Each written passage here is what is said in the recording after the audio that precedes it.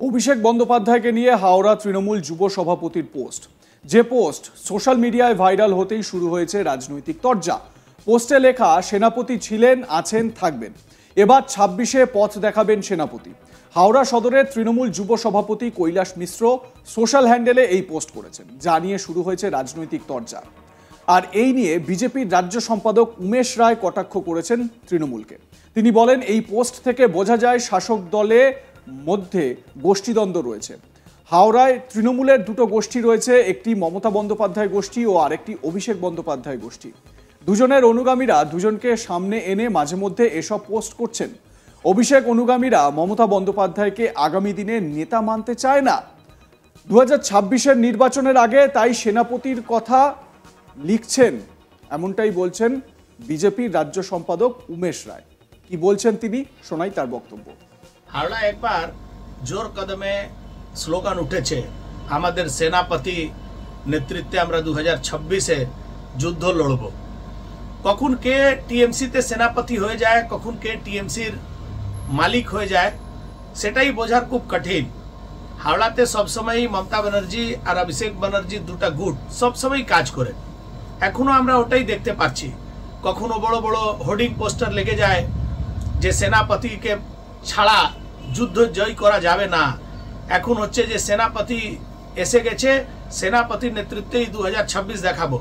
মমতা আর অভিষেকের পারিবারিক যে অন্তর্কলহ, তারই ছাপ আমরা সবসময় হাওড়া তৃণমূলে আমরা দেখতে পাই।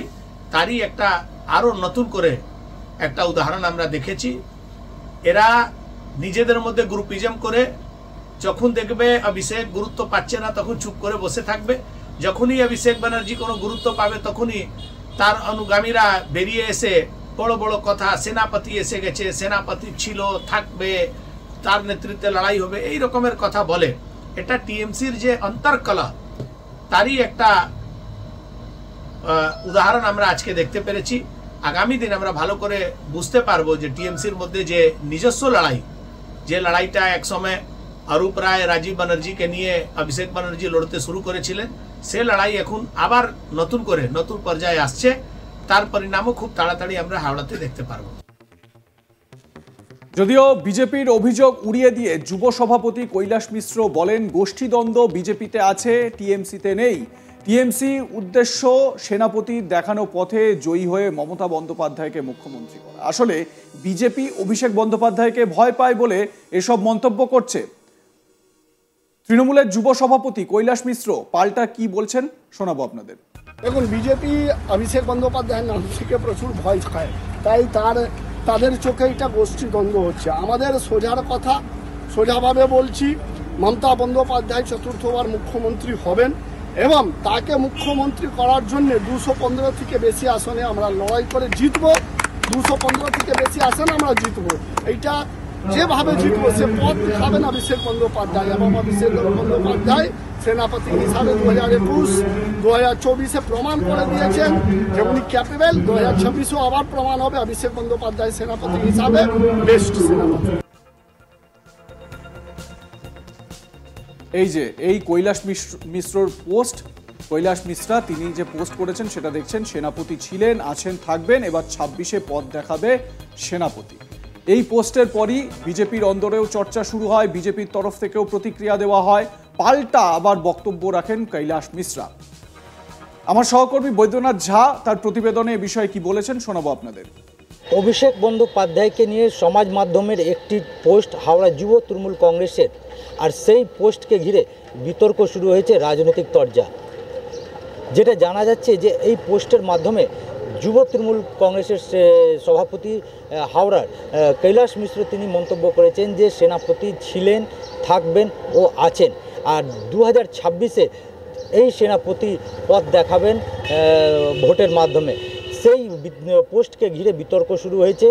রাজ্য বিজেপি নেতৃত্ব উমেশ রায় তিনি যেটা জানিয়েছেন যে তৃণমূলের যে গোষ্ঠীদ্বন্দ্ব রয়েছে সেটা প্রকাশ্যেই বোঝা যায়।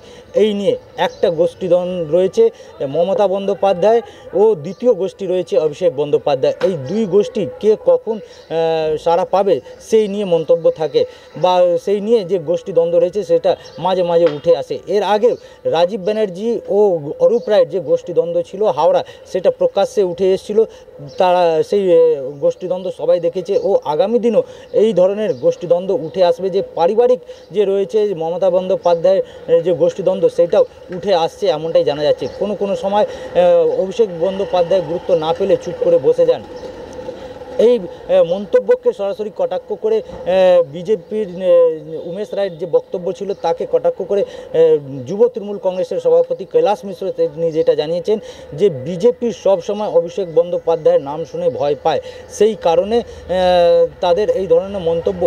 যদিও 2026 হোক বা 2024 হোক বা 2021 হোক, যে সমস্ত ভোট হয়েছে সেই ভোটে সেনাপতি আমাদেরকে পথ দেখিয়েছেন ও সেনাপতি দেখিয়ে দিয়েছেন যে ভোটের কী ফলাফল হয় ও আগামী দিন 2026-ও তিনি দেখাবেন। যদিও বিজেপি এই অভিষেক বন্দ্যোপাধ্যায়ের নাম বরদাস্ত করতে পারছে না বলে এই ধরনের মন্তব্য করছেন, কিন্তু এই প্রেক্ষিতে যখন হাওড়া জেলা তৃণমূল কংগ্রেসের সদর সভাপতি কল্যাণ ঘোষকে জিজ্ঞেস করা হয় তখন তিনি বলেন যে